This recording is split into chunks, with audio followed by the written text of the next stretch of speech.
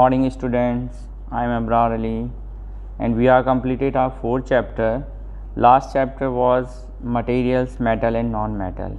In that chapter we discussed the various property of metal and non-metal, their physical property and chemical property.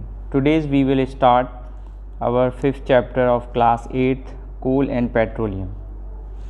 Okay, so इस chapter में हम कोल और petroleum को discuss करने वाले हैं बच्चों। अब कोल एंड पेट्रोलियम को डिस्कस करना क्यों ज़रूरी है, आपको पता होगा कि today's are total automobiles depend on to the petroleum, natural gas, CNG और coal. Okay, so it is very important topic for our discussion. So let's start our fifth chapter, coal and petroleum. In this chapter we discuss how coal is formed and petroleum is formed, what is the another byproduct of coal and petroleum, and what is the, it is exhaustible or inexhaustible, what is petroleum, okay, and refining a petroleum, and so many topics are necessary to discuss in this chapter. Okay, so let's start our fifth chapter, coal and petroleum. Okay, so students, open your science book, open chapter 5 and come to the page number 56. Okay, chapter 5, coal and petroleum. आप लोग अपनी अपनी book open कर लीजिए और page number 56 पर आ जाइए. Okay, we use various materials for our basic needs. Some of them are found in nature and some have been made by human efforts. आपको पता ही है, जितनी भी चीज़ें हम यूज़ करते हैं उनमें से बहुत सारी चीज़ें हमको नेचर से मिलती हैं, बहुत सारी चीज़ें हमने बनाई हैं. जैसे जो नेचुरल थिंग्स हैं वो stone, would, okay, and fruits, vegetables, herbs, air, ये सब नेचुरल चीज़ें हैं. वाटर और मैन मेड क्या है? वुड इज़ नेचुरल, लेकिन furniture is man made. Stone is natural but tile is man made. Okay, so there are a lot of things which are made by human and there are a lot of things which are found in nature. Activity 5.1, make a list of various materials used by us in daily life and classify them as natural and man-made. Okay, this is the table. Activity number 1. आपको सिर्फ क्या करना है, दो column बने हुए हैं, एक नेचुरल दूसरा मैन मेड. आप अपने घर में हाउस होल्ड थिंग्स को देखिए, ऑब्जर्व कीजिए और उनसे केवल ये निकालिए आपस में डिस्कस करके कि which are natural and which one is man made. Okay, does this list include air, water, soil and minerals? Since all these are obtained from nature, they are called natural resources. Okay, अब देखिए जो water, soil, air और minerals हैं ये सब naturally occurring हैं, सो इनको हम बोलते हैं नेचुरल रिसोर्सेज. जब नेचुरल रिसोर्सेज होता है तो मैन मेड रिसोर्स भी होगा. Okay, so can we use all our natural resources for ever? क्या हम अपनी सारी चीज़ें जो नेचुरल रिसोर्स हैं उनको हमेशा यूज़ कर पाएंगे? It is the important question. Can we use all natural resources forever? No, it is limited in nature. Some are used by us forever, but some are limited in nature. Can air, water and soil be exhausted by human activity? You have already studied about water in class 7th. Is water a limitless resources? Okay, in the light of the ability various resources in nature, natural resources can be broadly classified into two kinds. अब देखिए इस class 7th में हमने कुछ water के बारे में study किया था, क्या वो लिमिटलेस है या उसकी कोई लिमिट है. ठीक है, और जितने भी नेचुरल रिसोर्सेज हैं उनको हम ब्रॉडली टू कैटेगरी में डिवाइड कर सकते हैं. ओके, अब ये टू कैटेगरी कौन कौन सी होंगी? First is inexhaustible natural resources and another is exhaustible natural resources. Okay, inexhaustible मतलब जो कभी ख़त्म नहीं होंगी, unlimited in quantity, and exhaustible means limited in quantity. Remember, inexhaustible means unlimited in quantity, exhaustible means limited in quantity. So firstly we discuss inexhaustible natural resources. These resources are present in unlimited quantity in nature and are not likely be exhausted by human activity. Example, sunlight and air. There are two very main example of inexhaustible natural resources, which are sunlight and air.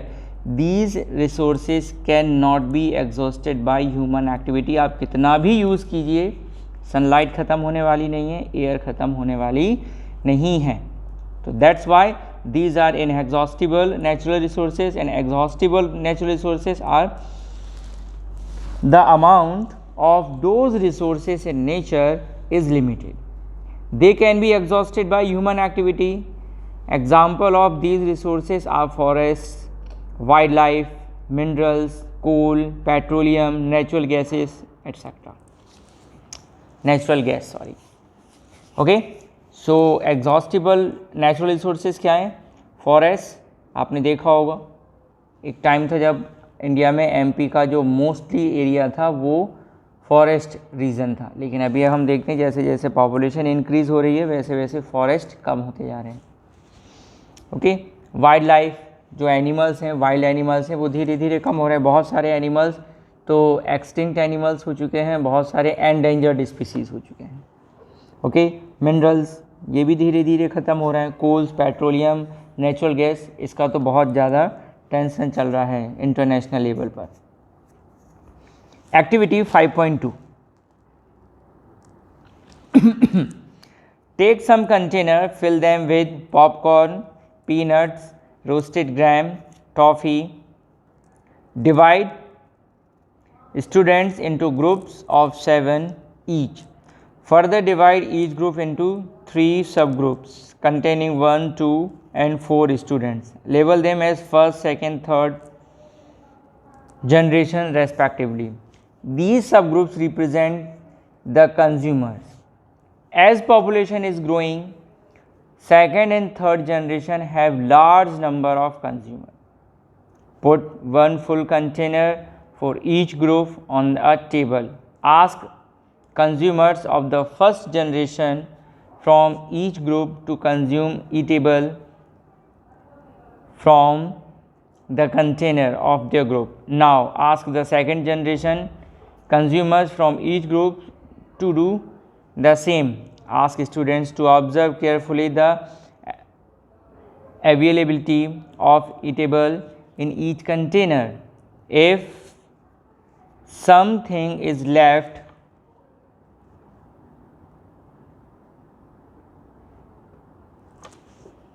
ask students to observe carefully the availability of eatable in each container. If something is left in the container, ask third generation from each group to consume it. Now finally observe whether all the consumer of the third generation got the eatable or not. Also observe if anything is still left in any of the container. देखिए इस पूरी activity में आपको ये बताया गया है, ये ग्रुप एक्टिविटी है. इसमें हमको कुछ ग्रुप में बनाने हैं. 7 ग्रुप बना सकते हैं, हम ज़्यादा भी बना सकते हैं. हर एक ग्रुप को हम एक जनरेशन बोलेंगे और हर ग्रुप में जो स्टूडेंट्स होंगे वो पहले ग्रुप से ज़्यादा नंबर में होंगे. सपोज करो पहले ग्रुप में हमने 7 स्टूडेंट्स रखे तो दूसरे ग्रुप में 14, तीसरे ग्रुप में 21, फोर्थ ग्रुप में 28, इस तरह से इंक्रीज़ करते जाते हैं. फिर एक कंटेनर रखते हैं जिसमें डिफरेंट आइटम है खाने के लिए. तो पहले फर्स्ट ग्रुप को बुलाएंगे, वो ग्रुप आता है जिसमें 7 स्टूडेंट हैं, उनसे कहते हैं हम कि आप इसमें से जो आपका मन करे खा लीजिए. फिर हम देखेंगे कि उसमें कुछ बचा है अभी कंटेनर में. फिर सेकंड ग्रुप को बुलाएंगे. सेकंड ग्रुप में फर्स्ट ग्रुप के कंपैरिजन में डबल मेंबर हैं, वो कुछ उसमें से खा लेते हैं. तो अब सोचिए जैसे जैसे जनरेशन आगे बढ़ेगी तो क्या उस कंटेनर में जो ईटेबल मटेरियल है वो लास्ट जनरेशन तक पहुंच पाएगा? Of course not. ठीक है, तो ये क्या बता रहा है? ये बता रहा है ग्रोथ ऑफ पॉपुलेशन. ठीक है, because population is growing, population तो बढ़ ही रही है. ठीक है। जब पॉपुलेशन बढ़ेगी तो नंबर ऑफ पर्सन बढ़ जाएंगे, नंबर ऑफ पर्सन बढ़ेंगे तो ईटेबल नीड बढ़ जाएगी, जब ईटेबल नीड बढ़ेगी तो बहुत सारी प्रॉब्लम्स क्रिएट होंगी। Not only eatable need, daily needs बढ़ जाएंगी, पेट्रोलियम की डिमांड बढ़ जाएगी, कोल की डिमांड, नेचुरल गैस की डिमांड। लेकिन जो कर्टन था, जो कंटेनर था, कंटेनर की जगह हो गया अर्थ। अब अर्थ में तो वो सारी चीज़ें लिमिटेड हैं, वो तो बढ़ नहीं रही, वो तो धीरे धीरे कम हो रही हैं। ये टोटल एक्टिविटी का एसेंस है, ठीक है। कंक्लूजन यही है एक्टिविटी का कि population is growing. Assume that the eatables in the container represent the total availability of an exhaustible natural resource like coal, petroleum or natural gas. Each group may have different consumption pattern. Are the earlier generation of any group too greedy? It may be that the earlier generation in same group were concerned about the coming generations and left something for them. ठीक है, ये वही है जो मैंने अभी आपको बताया। क्या सब यूज़ करते जाएंगे तो नेक्स्ट जनरेशन के लिए कुछ बचेगा या नहीं बचेगा। जो कंटेनर है वो हो गया हमारा अर्थ, और उसके अंदर जो ईटेबल था वो हो गया coal, petroleum and natural gas. In this chapter we will learn about some exhaustible natural resources like coal, petroleum and natural gas. We will discuss only 3 topic: coal, petroleum and natural gas. Coal, petroleum and natural gas, only these 3 natural resources we will discuss in this chapter. These were formed from the dead remains of living organisms, and the remains of dead organisms is called fossils. Okay, so what is fossils? Fossils is the dead remains of living organisms. So these are all known as fossils fuel. Okay, why coal, petroleum and natural gas is fuel? Because after burning they gives energy, or it is the basic property of fuel. After burning, fuel gives energy. Okay, so come to the 5.1 paragraph coal. चलिए कोल को start करते हैं। अब देखिए इसमें हम क्या पढ़ेंगे, what is coal, okay, and formation of coal and products of coal. ठीक है, कोल क्या है, कैसे बना है और कोल से क्या क्या बनता है। ठीक है, चलिए। यू मे हैव सीन कोल और हियर्ड अबाउट इट। आपने कोल देखा होगा या इसके बारे में सुना होगा। In figure 5.1 there is a block of coal. It is an hard as stone and black in color. This is the 2 physical property of coal. First is hardness and second is appearance. We also discussed these 2 property in previous chapter, chapter number 4, materials, metal and non-metal. In that chapter we discussed the physical property of material as their hardness and appearance. So coal has 2 property, hard as stone and black in color.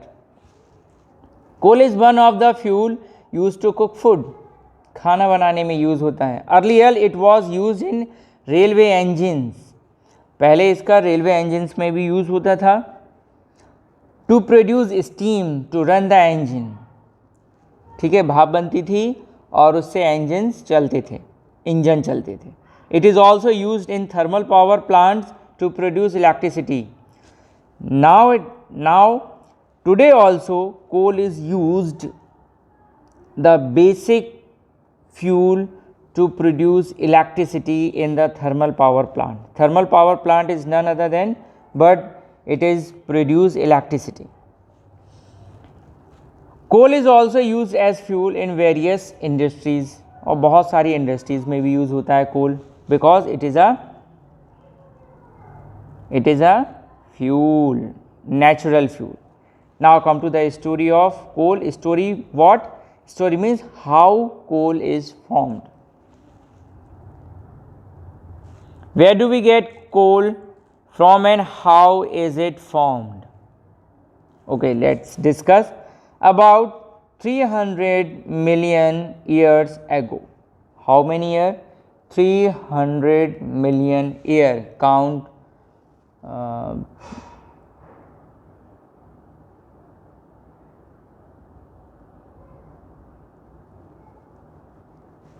approximately 3 crore साल पहले.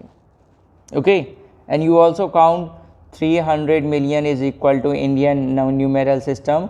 It is equal to 3 crore years. About 300 million years ago, the earth had dense forests. Okay, तब बहुत ज़्यादा forest था अर्थ पर. In low-lying wetland areas, due to natural process like flooding, these forests got buried under the soil. ठीक है, flooding वगैरह हुई, forest दब गए, कहाँ? सॉइल में. एज मोर सॉइल डिपॉजिटेड ओवर दैम, और उसके ऊपर और सॉइल जम गई.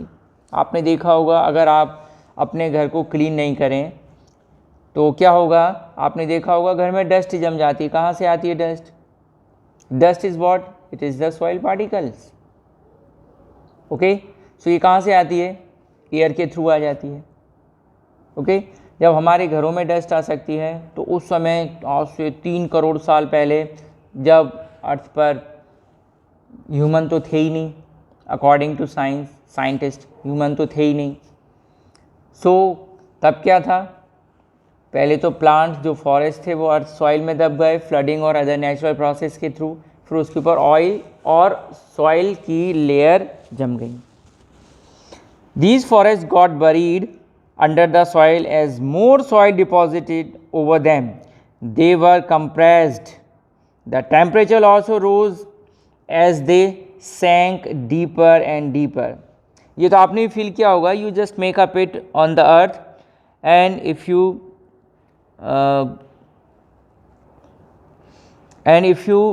get in the that pit, so you will feel some hotness or thermal or temperature little bit more than the surface of the earth. Okay, so अगर आप उस पिट के अंदर जाएंगे तो आपको थोड़ा सा hotness feel होगा. Why? And as you make the pit deeper, so you feel more and more hotness. Okay, like this, as more and more soil deposited over them, they were compressed. The temperature also rose as they sank deeper and deeper. Under high pressure and high temperature, dead plants got slowly converted to coal. अब देखिए कोल बनने के लिए क्या important था? High pressure. High pressure is produce by the deposition of soil. Okay, and high temperature. High temperature is raised by as that forest is sank deeper and deeper into the earth. As coal contains mainly carbon, अब कोल में होता क्या है? कोल में होता है mainly carbon. The slow process of conversion of dead vegetation into coal is called carbonization. Okay, so what is carbonization? Carbonization is the process of conversion of dead vegetation into coal. Since it was formed from the remain of vegetation. अब ये बना किससे है? Remain vegetation, क्योंकि पहले forest थे. वो forest में क्या था? प्लांट. प्लांट ही तो होते हैं, ट्रीज, प्लांट. फिर वो ज़मीन में दब गए, सड़ गए. उनके जो रिमेन्स थे वो किस में कन्वर्ट हो गए? Due to high pressure and high temperature, coal में. तो coal is also called fossils fuel. Okay, and in this chapter we already discuss what is fossils fuel. The fuel which is formed dead remains of living organisms. Okay, so जो dead remains से बनता है organism के, उसको fossil fuel कहते हैं. चलिए next page पर आ जाते हैं. In figure 5.2, a coal mine. Here is a coal mine. In different book there is a different color. When heated in air, अब क्या कर रहे हैं हम? कोल को एयर में गर्म कर रहे हैं. तो कोल बर्न्स, कोल जलने लगता है. And produce mainly carbon dioxide gas. Why it is formed mainly carbon dioxide gas? Because coal contain mainly carbon. कोल में तो कार्बन ही होता है, तो कार्बन ऑक्सीजन से रिएक्ट करके क्या बनाएगा? Carbon dioxide. So that's why during the burning process coal formed carbon dioxide gas. Coal is processed in industries to get some useful product such as coke, coal tar and coal gas. There are three different materials which are formed by the coal. In our next video we discuss the product which are made by coal. Okay, till then stay home, stay safe, goodbye.